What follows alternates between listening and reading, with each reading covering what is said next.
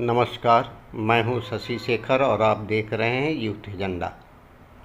सरफरोशी की तमन्ना अब हमारे दिल में है, देखना है जोर कितना बाजुएं का दिल में है।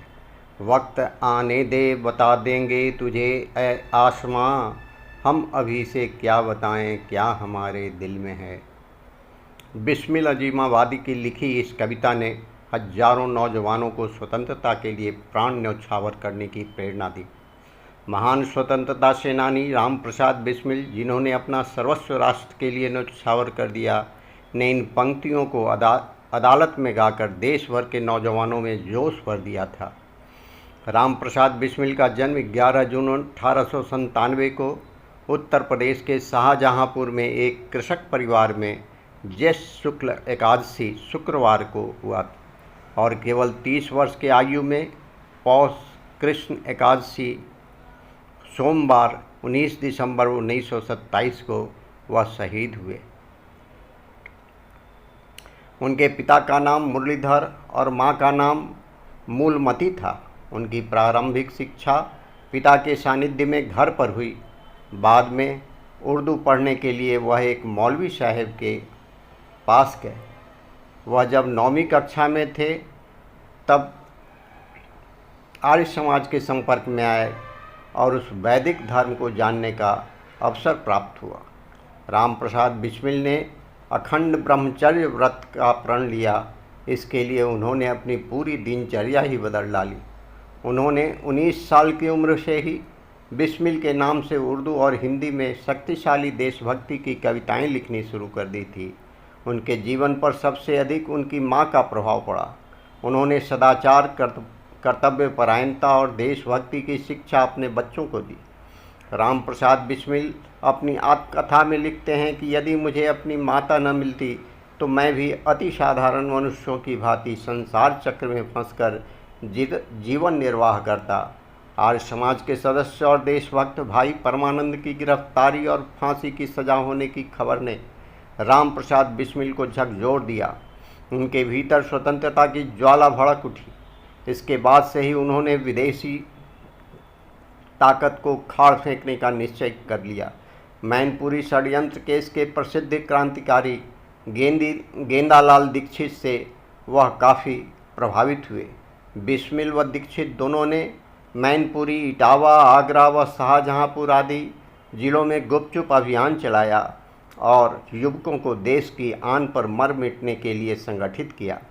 इन्हीं दोनों उन्होंने देशवासियों के नाम संदेश नामक एक पत्र प्रकाशित किया। उन्होंने हिंदुस्तान रिपब्लिकन एसोसिएशन के गठन में अहम योगदान दिया, जिसका संविधान पीले रंग के पर्चे पर छाप करके सदस्यों को भेजा गया। 3 अक्टूबर 1924 को इस पार्टी की एक कार्यकारिणी बैठक कानपुर में की गई, जिसमें सचिंद्र नाथ सन्याल, योगेश चंद्र चटर्जी और राम प्रसाद बिस्मिल आदि कई प्रमुख सदस्य शामिल हुए।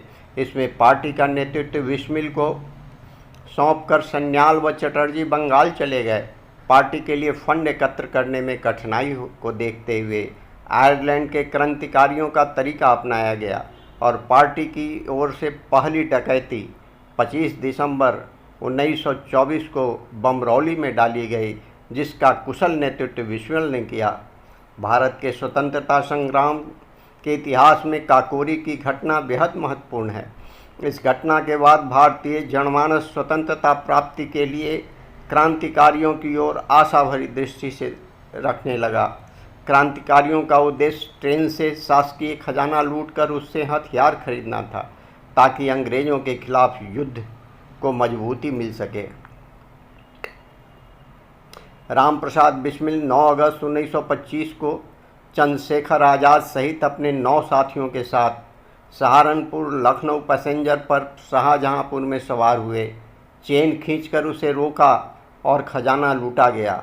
इस कार्य में उनके साथ अशफाकुल्ला खां, राजेंद्र लाहिड़ी, चंद्रशेखर आज़ाद, सचिंद्रनाथ बख्शी, मनमथनाथ गुप्त, मुकुंदी लाल, केशव चक्रवर्ती, मुरारी शर्मा तथा बनवारी लाल शामिल थे। काकोरी कांड के बाद ब्रिटिश सरकार बेहद गंभीर हो गई और गहन छानबीन करवाई गई। जांच के बाद यह सिद्ध हो गया कि यह क्रांतिकारियों की योजना थी। देश भर से 40 लोगों को गिरफ्तार किया गया। 26 सितंबर 1925 को बिस्मिल भी गिरफ्तार कर लिए गए। महीनों तक मुकदमा चला। अंततः उन्हें फांसी की सज़ा सुनाई गई। फांसी से पहले इस वीर सपूत ने अपनी मां को पत्र लिखा। एक पत्र उन्होंने अपने सबसे प्रिय मित्र अशफाकुल्ला खां को भी लिखा। बिस्मिल को 19 दिसंबर 1927 को फांसी हुई।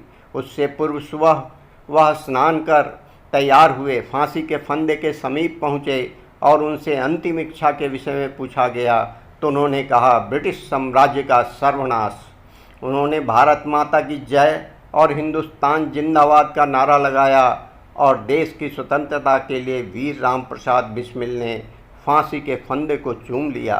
उनके बलिदान का समाचार समूचे देश में फैल गया। फूलों की चादर ओढ़े बिस्मिल के शव का अंतिम संस्कार किया गया।